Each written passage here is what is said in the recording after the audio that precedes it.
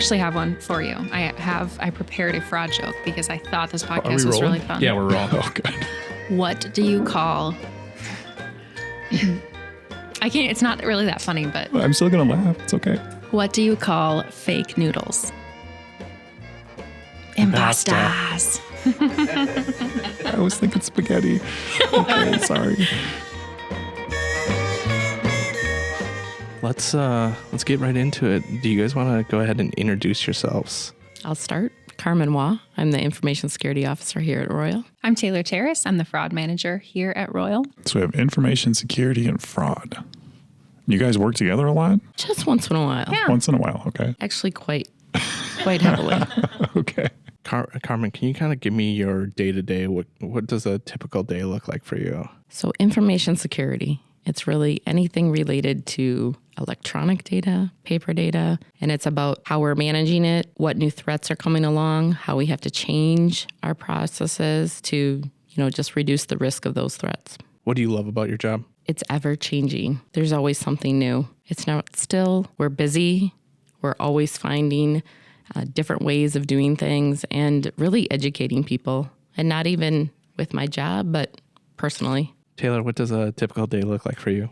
Oh my goodness. There definitely is no typical day, but fraud, especially with the changes our department has seen over the last year, is a lot more technical or technology focused than maybe it's been in the past. We're working on building a system so we can protect our members and identify those anomalies before maybe they even do, so we can continue to be proactively protecting them and the credit union. Lots of different projects and technology, but every once in a while I still get to help with those fraud situations, talk to members. I really love the mystery of fraud. I've worked in lending previously, and anytime there was kind of a hinky situation, I loved being able to play Nancy Drew and try and figure out what was going on, and I get to do that all the time now in fraud. So in the world of information security and fraud, what are the biggest threats that you come across? Like biggest threats to either internal information or external member-facing stuff? Like what are people encountering?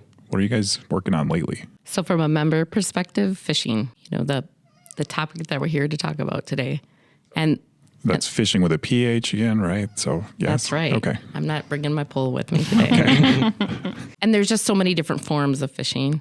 And so what is happening? How are we educating our members on that? How can they detect it? And what can they do to prevent? Well, I think, we make the joke about phishing and having the phishing pole and rod, but that really is kind of what the imagery is. Somebody, bad actor, fraudster is casting a line out there and they're trying to see what they can get and pull up all that information. So I think the imagery of phishing is pretty accurate, that they really are phishing. And specifically with what our members are seeing, it has nothing to do with Royal in particular. They're just casting that line out to see what they can get. And, if you do that 300 times, even if it's only one, that's still, however much money they're able to get from that person. So how can people listening to this help protect themselves towards phishing? I think the first and most important is just really take the time to look at messages. As we talk about, it only takes one. That's why this continues, is because they can make money off of it because we're reading it, we're taking the action that we shouldn't be taking. And so if we just take a moment and look at it, look at who the sender is, look at what the message is about. There's a link there. Are you looking at that link to see, is it really related to Royal or your financial institution? And once you identify those items, just don't take any action. That's the most important part. Don't click on that link, don't forward it.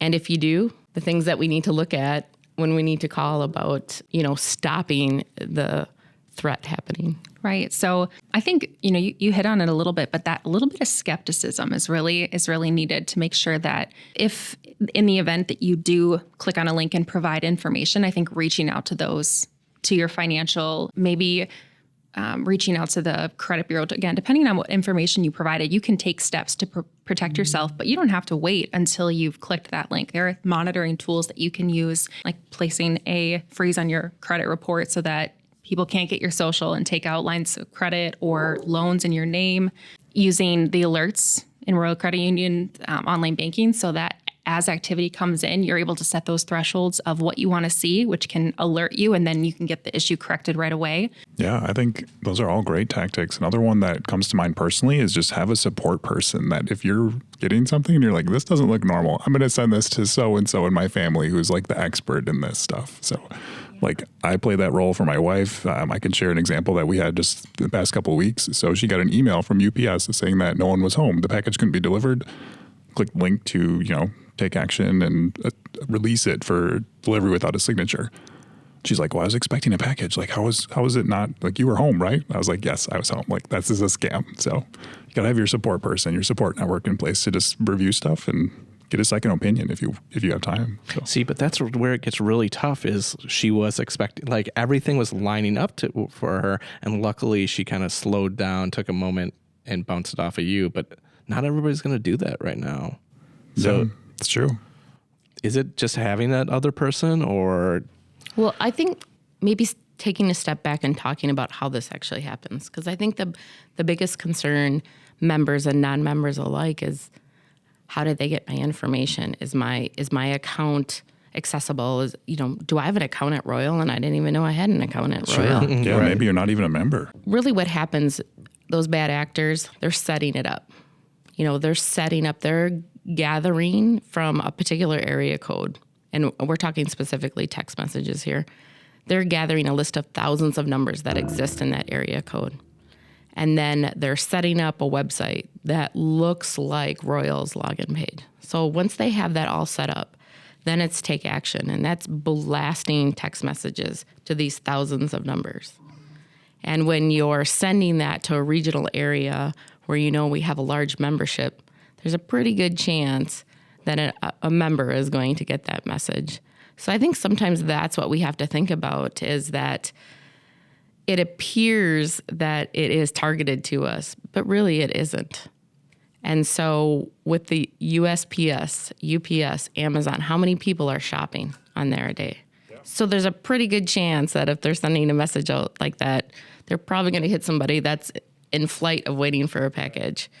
So again, do you normally get a message like that from Amazon? Right. And like with Amazon not delivering most things via UPS, I was like, this is really fishy. Like I had to go and look at our Amazon account and be like, okay, yes, your chai is supposed to arrive today. It's still out for delivery. Like no attempt was made, and Amazon will take a picture of it on your porch nowadays and everything. So I was like, no, clearly. Well, you talked about having the support person, but sometimes you can go to the source of truth as well. Like you mentioned, when, if you have an Amazon package and you get the text message, you're like, well, I don't know, this feels a little weird. You can always track things in the app or online. And the same thing with Royal. You can, verify what's going on. And I think the urgency piece and the requirement that you act quickly. Most reputable companies don't require you to do something immediately. That sense of urgency really preys on nobody wants to be in trouble. Nobody wants to do something the wrong way. So they really prey on that, do it right now, or click this link to resolve this immediately, or whatever, or your account will be suspended, kind of thing. You talked about different, it's ever changing. Is there certain things that phishing scams that are coming up that people should be looking out for?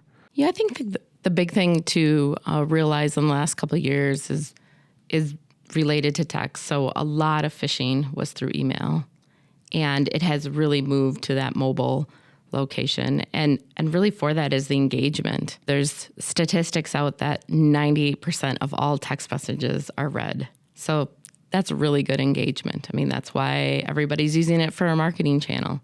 And when it's used for good, it's also used for bad. And a combination of not only moving to mobile and really personal is combining voice and text messaging. So you get a text message and it follows up with a voice or a phone call or similar. You get that voicemail first, followed up with a phone call. And so that's where when you start having multiple locations, that's where, again, it feels, more realistic of what's going on. And just the sophistication of the bad actors out there. So besides that, targeting a new channel and targeting it in a volume, sophistication of being able to really highly target the message so it does appear to be custom to you. And they can do that by gathering a lot of information about you over the internet. What do you have on your social media profiles? What other information you have out there online, so that they can target it and really prey on your emotions and convince you this really is for me. I think those are the two big items that have really changed. You know, with the use of artificial intelligence, the ability to highly automate the attacks. Bad actors out there now are buying phishing kits. So the not so skilled bad actors can just buy a phishing kit, and they can kick off a process of just Some turnkey starting the scam attack. text messages. Yeah. Wow. That's crazy. And then with that sophistication, they can see how well the attack is doing and just quickly pivot, change their tactics if they find out one method isn't working, and turn around and change it. I think that's another added sophistication that we're seeing in the last couple of years. Yeah, and it's not just one group that's learning. I mean, there's all different groups all over the world who have these attacks or these campaigns almost to get information. So, yeah, they learn from not only what's worked in the past, but even as organizations roll out, maybe guidelines on how members should behave, they can adapt that then. Okay, so they won't send you any links. We'll stop sending links, but then we'll follow up with a phone call. So you provide this information over the phone, and it's challenging to combat. Yeah, I mean, that's why I'm reluctant to even ask you things that we wouldn't do, because if you say it, then it kind of gives them a better clue on how to mimic it. Well, and even, some of the things that we wouldn't do today, it doesn't necessarily mean we won't do later as technology evolves, as we have a more refined strategy of how we want to handle things. So it is really tricky to say what we will and won't do, aside from Royal will never call you and ask for your full debit card number, and Royal will never call you and ask for your full social. So it's kind of those identifying pieces that we wouldn't ask for. We'd never ask for your your online banking username and password. But we would ask for the last 4 of social. Actually, it's up to 6, the last 6 of your social. Okay. And because the last 4 of your social is so commonly used, that the last 6 is actually a little bit more, shows that you have a little bit more knowledge. But again, even that should always be used in conjunction with another security question. It should never be the only question. But when we manage that perception when we're calling out saying, hey, we've noticed this on your account, we do not ask for a ton of information because we're calling them. We're initiating the call. We have information on file. We have their phone number on file. So we are trusting that we're talking to the right person, and we're not providing too much information either. So it's that delicate balance of those outbound calls need to be. Yeah, because know your person that you're talking to, right? That applies on both ends of the receiver and sender, right? So makes good sense. And I think if you're ever concerned that who that call you're getting from, there's no reason why you can't just stop the call and say, you know what, I'm going to call you. I'm going to call the company back so that I can make sure I am calling the right company and who I'm speaking with. Yep. And we've had situations where we need to verify some information and we say, you know what, you can go ahead and call the 1-800 number. We recognize what we're asking for. We wouldn't advise you to provide over the phone based on an outbound call. So, go ahead and call in, or we can make you an appointment at an office. And it provides legitimacy to the conversation. Looking to the future. So we talked about how email was a super common scam method, and then it sort of seems like email programs or clients got better at recognizing that and shuffling those off into your junk folder, your spam folder. Do you think that's ever going to happen with text messages in the future? I sure hope so. I think it's a combination of, it is education, because if we don't take that action, they can't get what they want and they're just going to move on.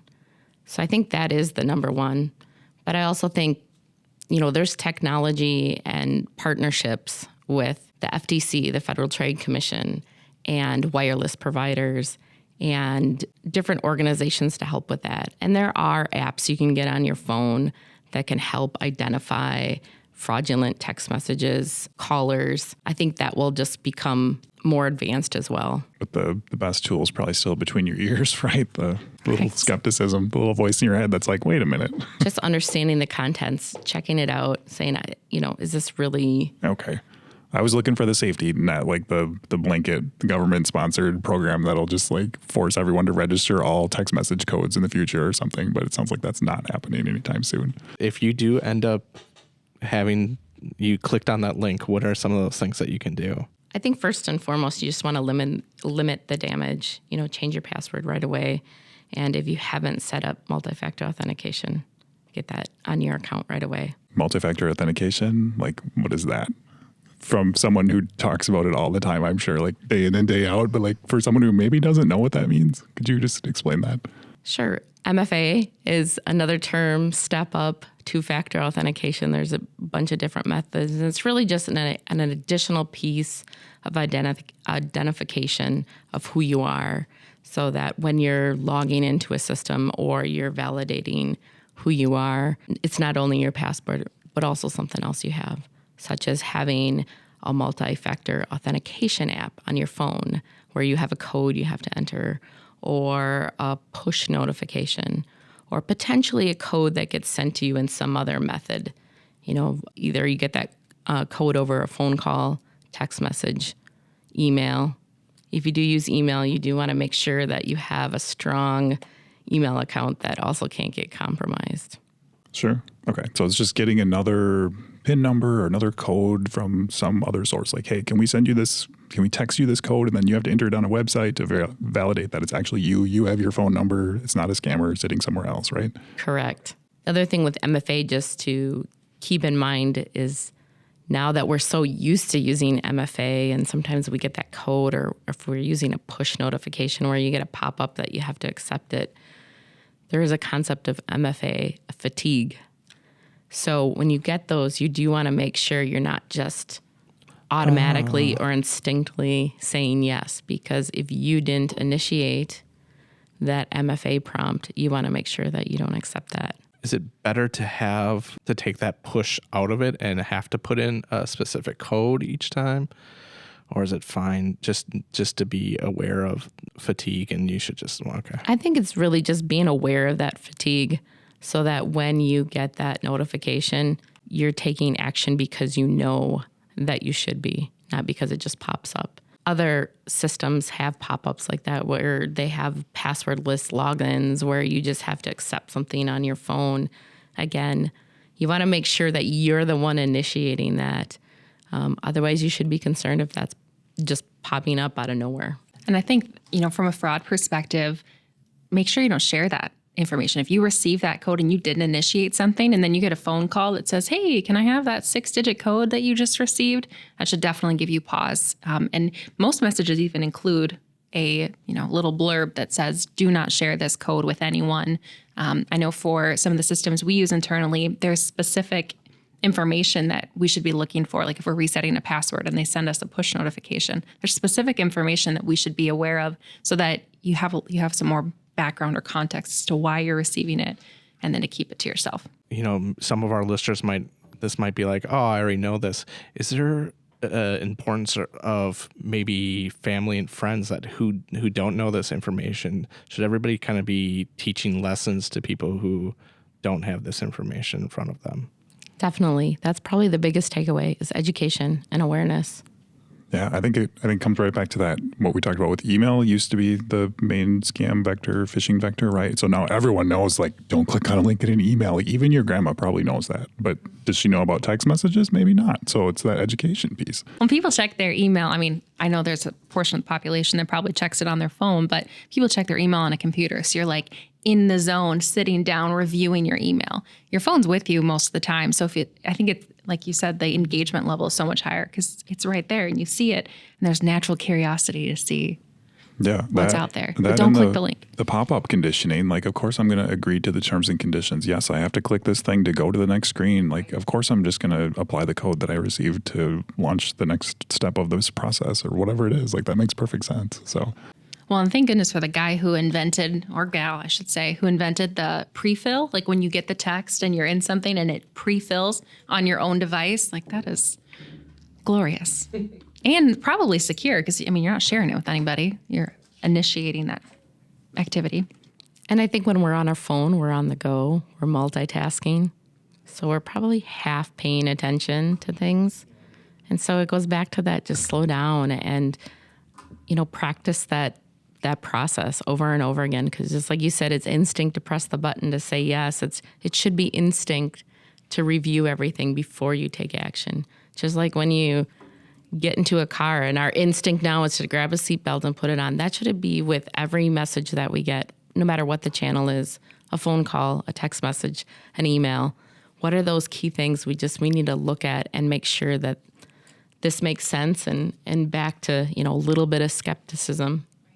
That's exactly what I was thinking with the driving analogy. Honestly, I was like, you pull up to your red light, you're like, all right, time to enter my multi-factor authentication code, and then I can go when it turns green type of thing. So there's risks involved to driving. There's risks involved to doing activities online, right? So there's safeguards in place to keep you between the lines, so to speak. It all makes good sense. Right. Well, and you have to share the information. We've talked about a little bit that education piece, but that goes for the maybe new to phone users, like the younger people in your life. Sometimes they're more tech savvy, so they might have a little bit of an advantage, but making sure they know, don't click the link and share all of your information. And for the other generations in our life, just make sure you're making sure they're aware of what's out there and what the risks are. That makes me think that I guarantee there's somebody who's listening to this right now being like, I know all this. I got this. I'm fine. It's never going to happen to me because I am good with this stuff. What would you say to that person? It'll happen. It's just when, right? And so when you do that, what should you do then? And again, I think it's limit the damage. First reset your password, enable multi-factor authentication. And yeah, if they were spoofing or imitating your financials information or their website and you provide information, your first call should be, okay, this is what happened. What can I do? Because specifically at Royal, we've got resources and team members who have tons of knowledge and are ready to help should that happen so that you can protect yourself and control the damage. So that sounds really, really good, because you guys do that stuff every day, day in and day out, right? But if I'm experiencing that for the first time, like, I feel like there's an emotional challenge or hurdle that comes with like admitting like I'm in trouble. Like, things are not like, I clicked the link, I gave every piece of my personal information away. Like, what am I supposed to do now? I did not stop at the red light. I just kept driving. I need help, Taylor. Like that is an emotional challenge for people to call in and admit that, or walk into an office and sit down with someone and say, oops, like, do you deal with that? Does your team kind of encounter that on a daily basis? Absolutely. I think there is embarrassment is maybe the word that comes to mind. People are embarrassed that they were duped or that someone got them to share the information. So we absolutely do see it. And I think my team is so caring that I think they can talk to the member and say, hey, it's okay. You're not alone. This happens and we're here to help. And sometimes that's not necessarily them calling in, but us catching it, because Royal does review transactions and try to protect our members as often as we can. And sometimes that means questioning transactions. So we might stop it, but we still have to ask those questions of, hey, tell me a little bit more about this situation or this transaction. And as they're telling the fraud team member might say, this sounds a little sketchy. Where did you meet this person? Or what kind of contact have you had? And they seem like really personal questions, but that's how we get to the root of what's happening in the situation. Yeah, and then the stakes just go up from there, right? If it's like we've heard about romance scams, if they're sending money to someone that they believe is in love with them or invested in their future or something like that, right? Absolutely. Yeah, and I think that romance scams in particular have an incredibly emotional toll, because not only are you realizing the potentially financial impact and could change the whole course of your life depending on how much money has been taken or exploited, but there's an emotional loss, because with romance scams, they play the long game. It's not just a weekend conversation. We've seen where these individuals are taking months to speak to people and grow that rapport and that relationship. And then they start asking for money, and it seems more natural because they have that established connection. And so when someone tells them maybe the reality of the situation, they may not want to believe it because there's the financial toll, but also the emotional loss of that relationship. And they're good. Those bad actors, they're casting a wide net for sure, but that's just somebody being lonely and wanting someone to talk to and them filling that need. Yeah, how do you protect her? How do you protect yourself against that?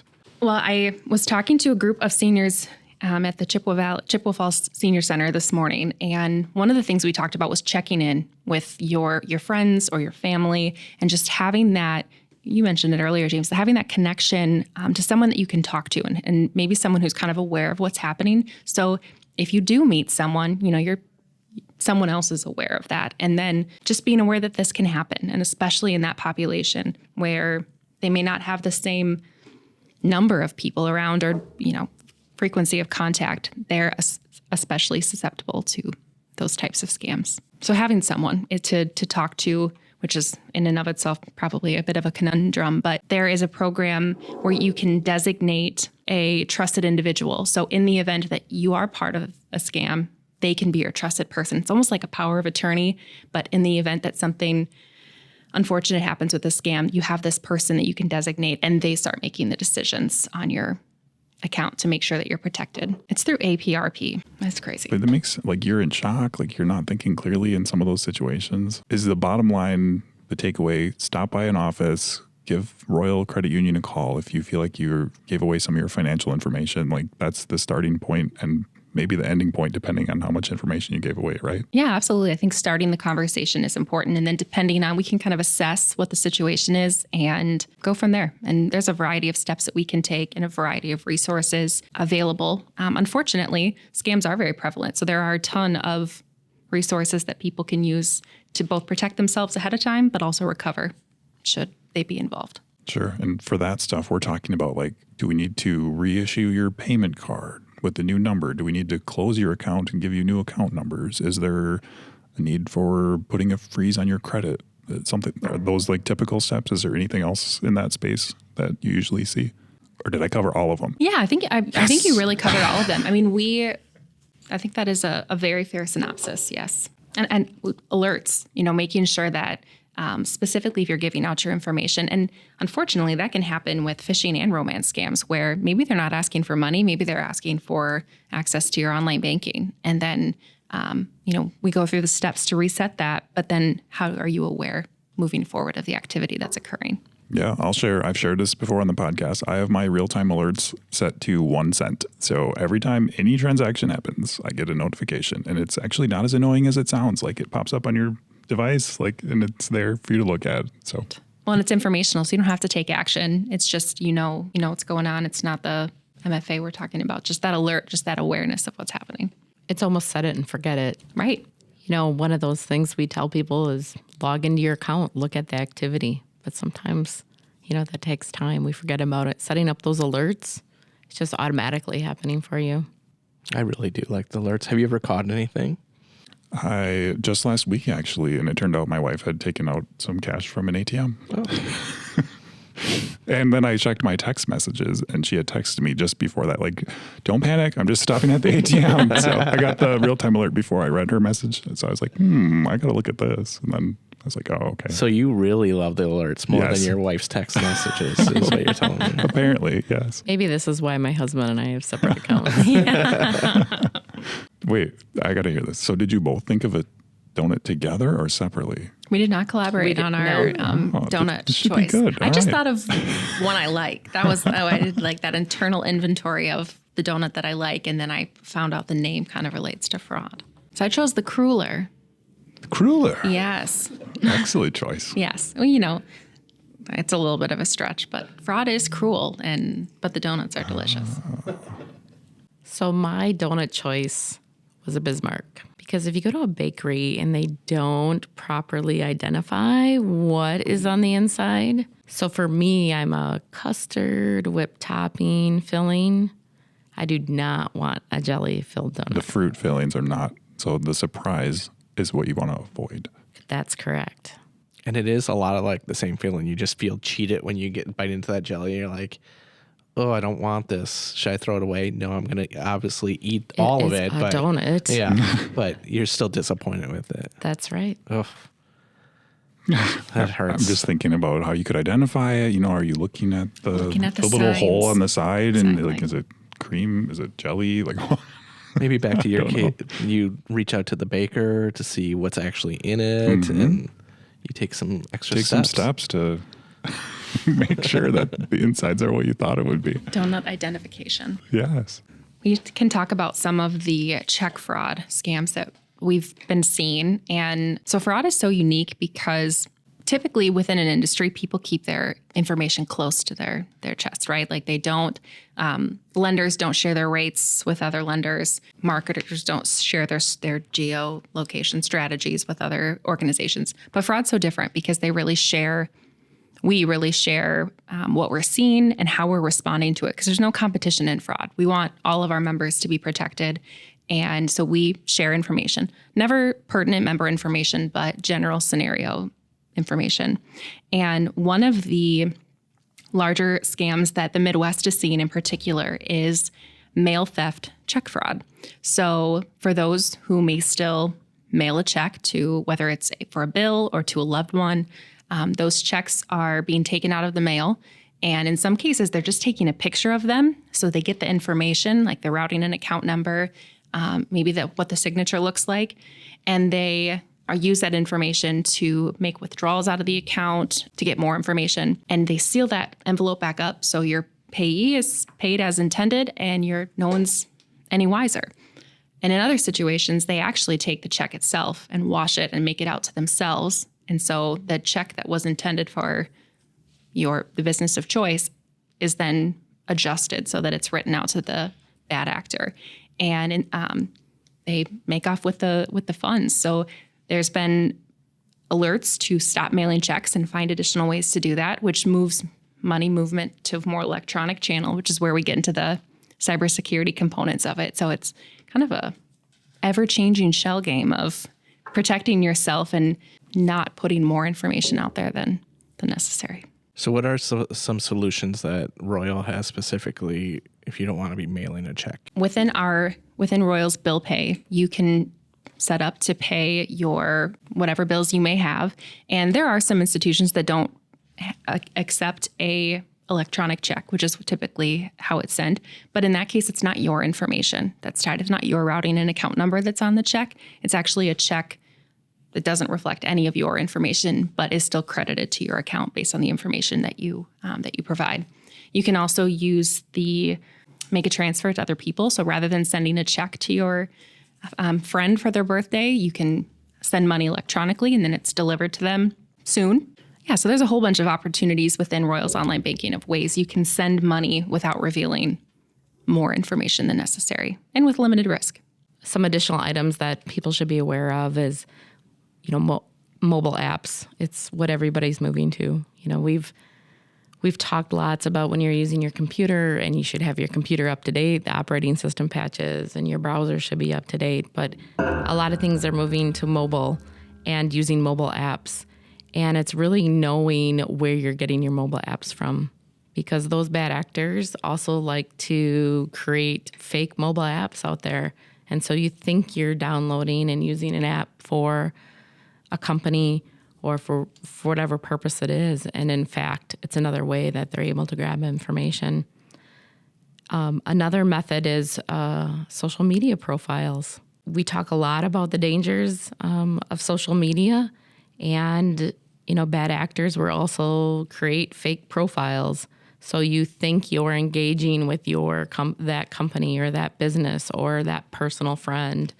So it's really just reviewing those and understanding where they're coming from, knowing that, what you're communicating with them. And if it's online, that's where you watch what personal information you're sharing there. It's not someone that you know personally. Yeah, that immediately takes me to those lists that people fill out. It's like your favorite food, your favorite color, your first pet, like all of those things. It's like, get to know me, when in reality, that is typically how many of our passwords are generated. And so if your information isn't private, or even if it is, information can still be found, and you're giving out those details that, separate you from the person next to you, because that's information that's pertinent to you. And if it's not your password, it's often a lot of those security questions. Right. Yeah. Which is why security questions really are not, a lot of systems are moving away from having that security question. Oh, really? Because it's information that you can readily find. Yeah. Scary stuff. That's a gloomy hole. I was just thinking when you said about the weather earlier, I thought, oh my gosh, this is gloom and doom. It's not gloom and doom. It's not meant to be scared tactics. It's really just to raise awareness, to know what to look out for and how to protect yourself and how to protect your family. Yeah, I think that you guys are the sunshine to the gloom, right? You're coming in and you're trying to battle this every day. You're working with our members, so team members. It's great stuff. Yeah, I think that's important to point out that we don't just accept it. We're like, oh, fraud happens. We'll just kick back and let it occur. No, there's proactive things that not only you can do to protect yourself, but that the organizations, some organizations are taking to make sure that you're protected as well, even if you don't. So for Royal, we're looking for these fake websites. We're looking for these fake social media accounts, looking for these fake mobile apps, in the goal that when we find them, we can take them down very quickly. So even if those attacks get out there, those text messages, and someone does accidentally click on that link, maybe that website that was associated to it is already taken down. For every member we have out there, everybody who's listening, what is like the one thing that you wish you could just get them in front of you and say to them about fraud or about what's going on nowadays? If it sounds too good to be true, it is too good to be true. Still no such thing as a free lunch? Is that Exactly. accurate? Okay. I think it's still just slow down, take a moment to look at something. All right. So if I could tell members one thing about fraud, I would say listen to this podcast and share it with someone that you care about, right? I know it goes back to what you said of a person that you can bounce ideas off. You should be that person for somebody else. So if you can share this podcast with them, maybe you're taking the first step in that direction. So I'll make sure I email this podcast to you after I'm done. Oh, thank you, editing it. Steve. Yeah. Support network right there. Yeah. Well, thank you for joining us. We really appreciate that. James, if people like this podcast, what should they do? They should subscribe to it on their favorite podcast platform. Mm-hmm. They can also go and watch more Money Donuts videos and listen to more Money Donuts podcasts. Agreed. So there's more episodes than just this one. And if they really like it, they could even leave a review. Yes. Perfect. Well said. I kind of want to say it over. I kind of stumbled on the review word. I forgot about that part. But that's all right. I'll hold back. Perfect. All right. Thanks. Thank you. Thank you.